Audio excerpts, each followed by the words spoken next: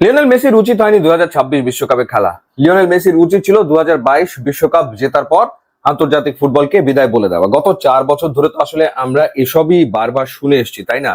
কিন্তু 2026 বিশ্বকাপের প্রথম ম্যাচেই লিওনেল মেসি আসলে প্রমাণ করে দিলেন কেন তার বিশ্বকাপে খেলা উচিত। এবং বিশ্বকাপে তিনি তার প্রথম হ্যাট্রিকটা করেছেন আলজেরিয়ার বিপক্ষে। আর্জেন্টিনা 3-0 গোলে আলজেরিয়াকে হারিয়েছে এবং ক্লিনিক্যাল পারফরমেন্স আর্জেন্টিনার, অ্যাবসলিউটলি ক্লিনিক্যাল।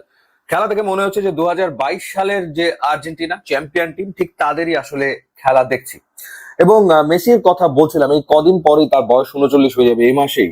তো সেই মেসি প্রথম যে গোলটা করলেন, যে দুর্দান্ত গোল, মনে হলো যে 2005-এর সেই 19 বছরের লিওনেল মেসিকে আসলে দেখছি। এমন গোল তিনি আসলে করলেন, সো ক্লিনিক্যাল। এবং বলছিলাম যে আসলে 2022-এর যে দলটা ছিল, সেই দলটাকেই তো আমরা আলজেরিয়ার বিপক্ষে মাঠে দেখলাম। সেই ডিফেন্সে রোমেরো এবং লেসান্দ্রো মার্টিনেজের চমৎকার আন্ডারস্ট্যান্ডিং। এরপর মাঝ মাঠে আমরা দেখলাম এনজো ফার্নান্দেস, ম্যাকঅ্যালিস্টার, তারা ক্ষিপ্র গতিতে বল রিকভার করছেন, তারা বল কেড়ে নিচ্ছেন এবং অ্যাটাকিং থার্ডে তারা বল সাপ্লাই করছেন। একটা জায়গাতেই একজন নেই, সেটা হচ্ছে ডি মারিয়া, যেই জায়গাটাতে আর্জেন্টিনা ডেফিনেটলি কিছুটা হলো তো স্ট্রাগল করেছে, সেটাকে কাভার আপ করার চেষ্টা করেছে।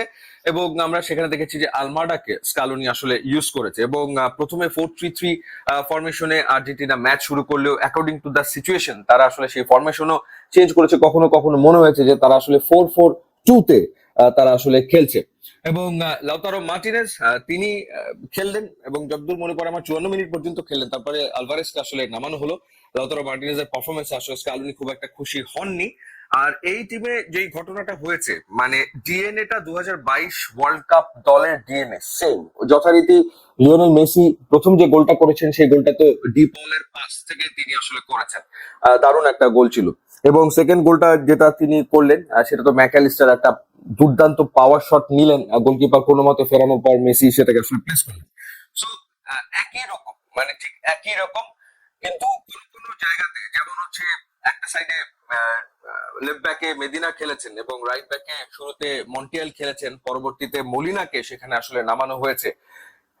অনেকে বলবে যে আর্জেন্টিনার এই টিমটা গতবারের তুলনায় একটু হয়তো স্লো হয়েছে, বাট ইউ নেভার নো, এটাই হয়তো বা ট্যাকটিক্স।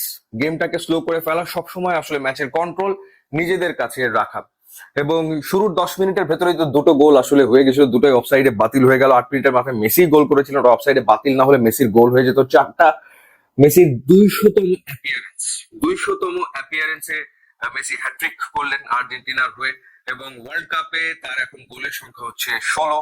তিনি জার্মানির Miroslav Klose, all time high scorer world কাপে, তাকে আসলে স্পর্শ করে ফেলেছেন, তাকে ছুঁয়ে ফেলেছেন। এবং ওয়ার্ল্ড কাপে একটা বিগ ডে গেছে। মানে গতবারের চ্যাম্পিয়ন আর্জেন্টিনা চ্যাম্পিয়নের মতো শুরু করলো, 3-0 গোলে জয় দিয়ে ফ্রান্স। তারা দারুণ খেলেছে এবং সেখানে কিলিয়ান এমবাপে জোড়া গোল করেছে, আর্লিং হালান্ড গোল করেছে। So world cup is definitely on, কোনো সন্দেহের ব্যাপারে নাই। এবং আমার মনে হয় যে আর্জেন্টিনার খেলা আর্জেন্টাইন ফ্যানদের মন জুড়িয়ে দিয়েছে। এবং স্কালোনির যে ট্যাকটিক্স, সেটা যথারীতি দুর্দান্ত ছিল এই ম্যাচে। এখন দেখার ব্যাপার এই কন্টিনিউশনটা কেমন আসলে হয়। ইউটিউব এবং ইনস্টাগ্রাম লিঙ্ক দেওয়া আছে, আপনারা যোগ দিলে খুবই খুশি হবো। And thanks for watching.